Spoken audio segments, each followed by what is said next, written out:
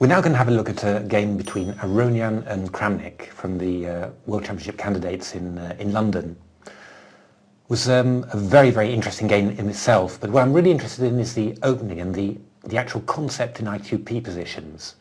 Kramnik played a number of very nice games in the Nimzo Indian during the tournament. He showed a number of new or very rarely played plans and then executed them perfectly. And this is also a very nice example. I've played a huge amount of IQP positions, but I haven't actually ever seen the plan that Kramnik played. I've never actually seen it before. So how did the game go? It's actually an interesting opening. D4,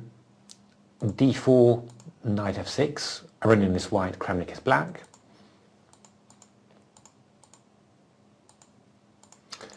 And knight takes d5. It's one of Kramnik's specialities. Always thought to give white a pleasant advantage if he plays e2 to e4. But Kramnik has done an awful lot of work on these things, and obviously feels that he can hold them. So what Aronian did was something different. He just played a slightly different line. He played e3. So the idea is after c takes d4, e takes d4, white's just aiming for a pretty typical IQP. But Aronian had his own little idea in it, and it's not a bad one at all. It's a very sneaky idea. So knight c6, bishop d3, bishop e7, and now he went a3. Normally white just castles, black castles, and the game goes on. The idea of a3 is that after castles, white plays queen c2. And what white is doing here, white's actually asking black to decide how is he going to deal with the threat against the h7 pawn, but before white has castled. What does that mean? Well, what that could mean is that if black plays the very natural move g6, which is the normal way of dealing with pressure along here, then white hasn't castled yet, so it's quite conceivable that he could play a move like h4 to h5. To be honest, even if that doesn't work, then it's definitely something that black has to think about. So it's definitely something that black spend a little bit of time on, you'd think. But black can also play a move like h6, also possible. But then you can imagine if in some IQP position, you can imagine that if these queen and the bishop get swapped around, then black's queen side is already a little bit weak. Playing g7 to g6 when you've already played the pawn to h6 is often not very pleasant for black in these types of positions. So queen c2, very nice move. So you'd expect this to be a big pressure moment for Kramnik. Does he play h6 or does he play g6? Is h4 good for white? Actually, he just did something completely different. He played c takes d4, e takes d4, and f5. I was watching this game and I did not approve. It's a very committal decision. It does block out this diagonal, so it's quite a typical move from that point of view. But of course it weakens the e5 square, and you're doing it so early in the game. I mean, f5 is a very typical idea, in order to cut out a white attack. But normally, by that stage, white's transferred a huge amount of pieces on the king's side, and he's made commitments, before you have to do this. Here, before white has made any serious commitments, you're already weakening your e5 square, and you're giving yourself a backward e6 pawn. So, I saw it and thought, wow, that's quite amazing. So, how did the game continue? Well, castle's queen side, bishop f6. And now Aronian had to make a decision, and he made a very plausible decision. Black might be in time sometime, maybe to play something like knight c7, reinforcing d5, and then maybe get his bishop out, I don't know, d7 to c6, or you never know, maybe e8 to h5, all sorts of possibilities available. So what he decided to do was, he decided to take on d5 right now. After knight takes d5, then black plays queen takes d5. But now this queen is very vulnerable. I mean, white's going to have possibilities of playing bishop c4 and d5. So it looks like a very, very good deal for white. And so he went bishop e3, and yeah, when I saw this position, I was really thinking, you know, I don't know. Looks like Kramnik's misplayed this a bit for black. I mean, white's just going to play the rook to d1, bishop to c4, play d5. It's really very dangerous. But Kramnik played the following move very, very quickly. So I assume that he sort of knew about this scheme, because I can't believe he'd do this otherwise. He went b5. A very, very nice move. Just basically stopping white from playing his bishop to c4. So, and if you're looking at this IQP setup that black's played, it's extremely unusual. The basis is the queen is on d5. You're playing your pawns to f5 and b5 to stop white putting anything on e4 or c4 to chase away the queen. And then you're going to put pressure on the d4 pawn with knight on c6 and bishop on f6. And then this bishop is going to come to b7 and assist the queen along the long diagonal. And then afterwards you're going to get your rooks coming to c8 and to d8. And what's also very nice in this whole concept is that this pawn on f5 can also be an attacking unit as well. It can also come into f5 to f4. In fact, even more than that, you know, you could actually see black's whole kingside pawn structure as an attacking unit, because once it gets the bishop to b7, he could also look to go g5 and then to g4, and using this pressure on g2 to stop white from taking the pawn on g5. So, I mean, this is really, it's a fantastic concept. It really is a fantastic concept. Yeah, the question was, you know, and well, there I was at home, you know, struggling hard, trying to work out what was happening. The question was, does it actually fit together tactically? But it really does seem to. So white went queen e2, attacking the pawn on b5. So you really want that to move forwards, of course, but black just played bishop b7. And now what does white do? Yeah, Aronian, it was a bit of a tricky situation for Aronian because he had white against Kramnik. And, well, the way that Carlsen was playing at the time of the tournament, it looked like Aronian really, well, at the very least needed to really try and put pressure on Kramnik.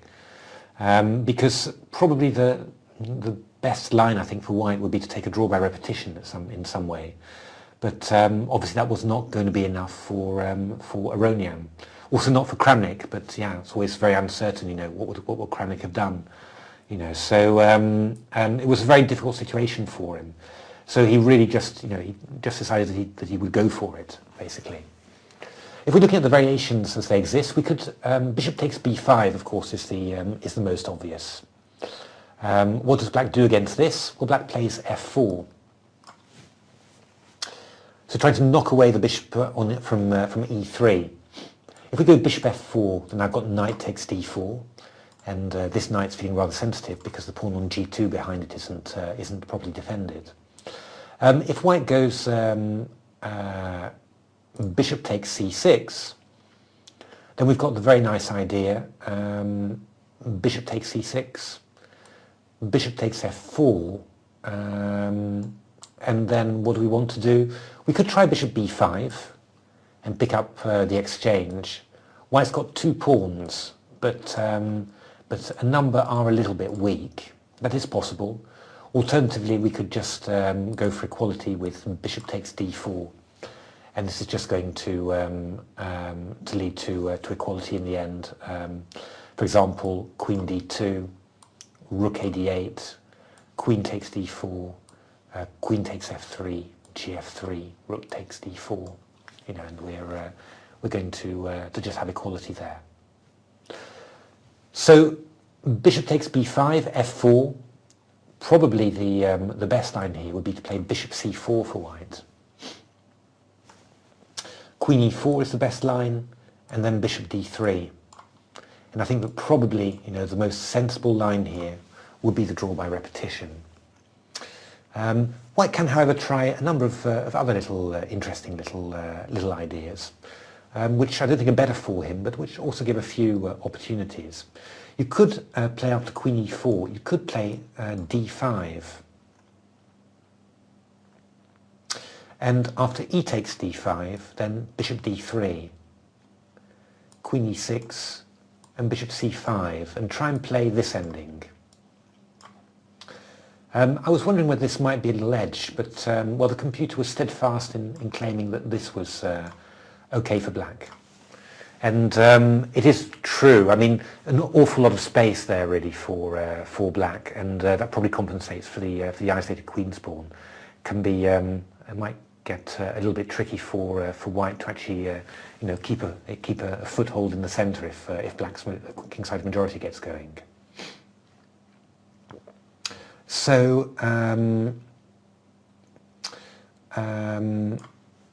yeah, I mean, another move actually apart from d5, which is also very interesting, is to play knight to a5 with a variation like bishop d3, queen takes d5, bishop f4, and then knight b3 followed by knight to d4.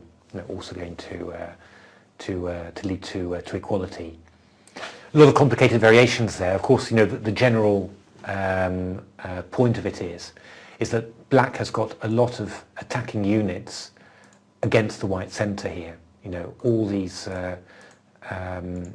pieces are playing a role directly or indirectly against this against this d4 pawn. So it's not surprising really that that black is doing fine in this position.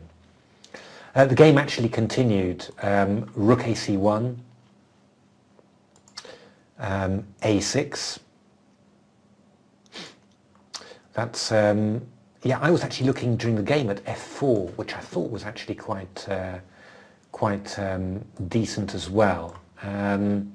There's after rook c5, queen d6. Then there's some very interesting variations there. In actual fact, the computer was claiming that there are a number of crazy things here.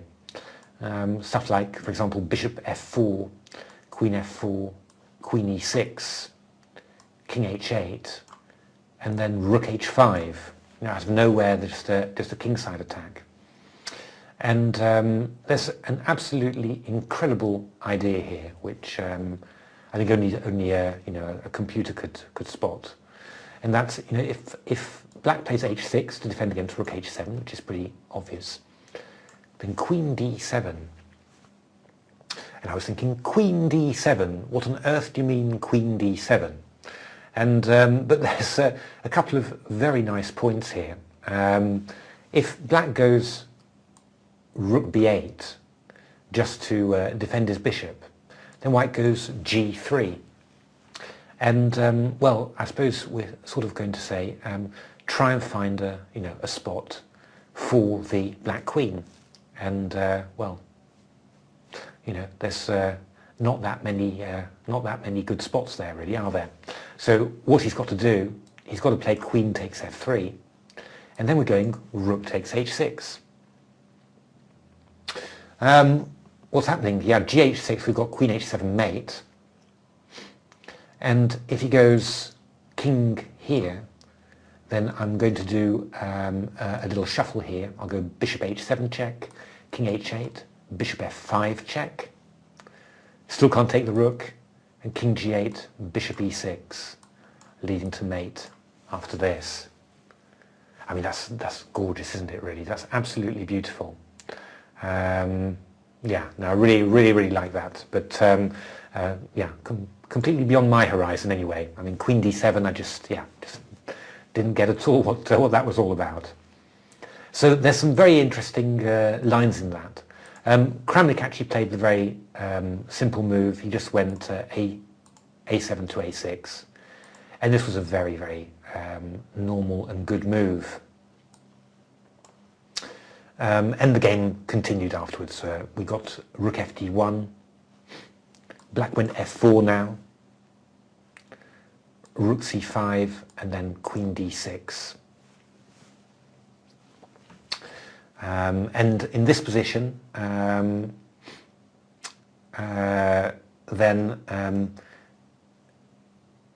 you might wonder why white can't just do exactly the same thing.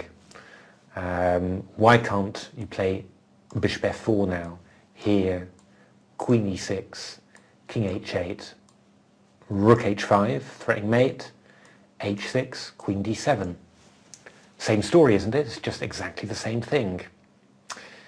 You're missing the move a6 here, which gives an incredible extra resource, and that is rook a7. Because when white goes g3 to chase the queen away from h6, black plays bishop a8, and after queen takes a7, he plays queen takes f3 and wins. Incredible, isn't it? It really is just absolutely amazing, all this. Just wonderful stuff, this chess. So so that's that's just absolutely beautiful, of course.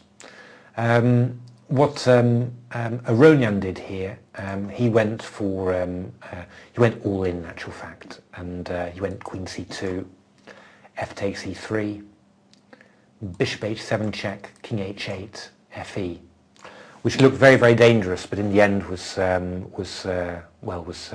his attack was beaten off by Kramnik, and after many, many adventures, Kramnik eventually managed to win. But what I really wanted to focus on for this game was just this incredible concept in the opening.